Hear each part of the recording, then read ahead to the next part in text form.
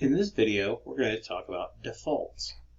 So anytime that someone lends money, there's a risk of the person not paying that money back. So the rate at which that happens is typically referred to as the default rate.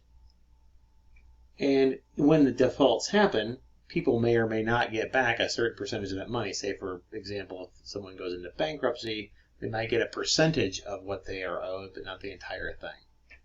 So when you're looking at defaults, typically you want to know, what do you want to charge someone, whatever rate it is, for borrowing money from you, in order to guarantee that you get a certain rate back overall, given default rates and how much you actually get for a recovery rate, how much you would recover if in the event someone defaults. So let's go through an example and talk about each of these individual pieces to be able to calculate these different rates. All right, so in this example, we've got a bank who's issuing a 5-year loan. It's going to be repaid in a single payment at the end of 5 years.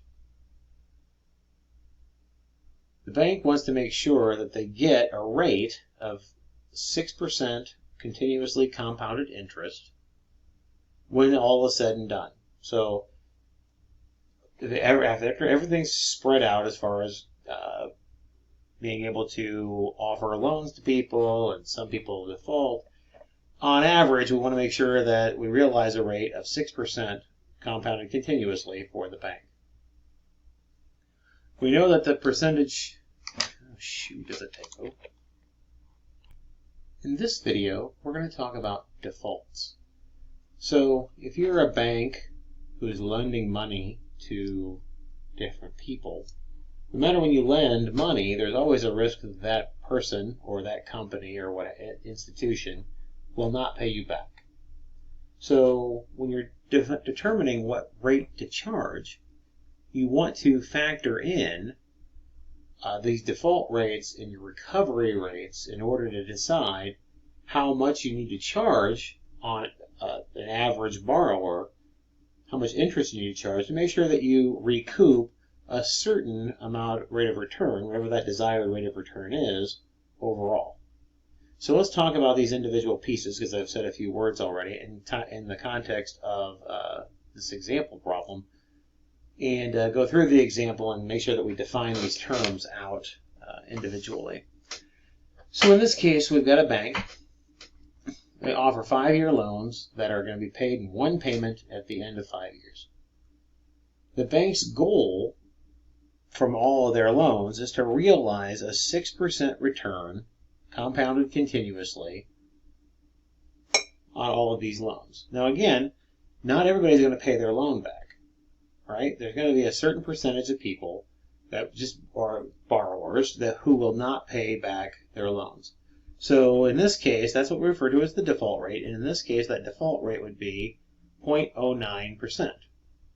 So a little less than 1% of borrowers do not end up paying back their loans. If that person defaults, the bank still gets some money, but they won't get all of their money. They'll get 35% of what's owed.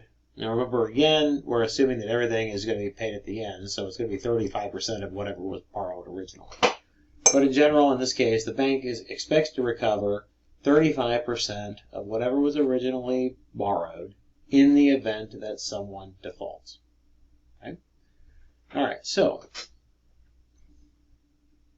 how do we calculate what the nominal rate is, how much the interest should be charged, how much interest should be charged by the bank in order to take into these considerations of getting the money in full back and some of it being defaulted on and only getting 35% back. So that's what we refer to as the nominal rate. That's the rate the bank should charge borrowers in order to get this net rate, which again we said in the problem was wanted to be 6%. That's the desired rate by the bank. All right.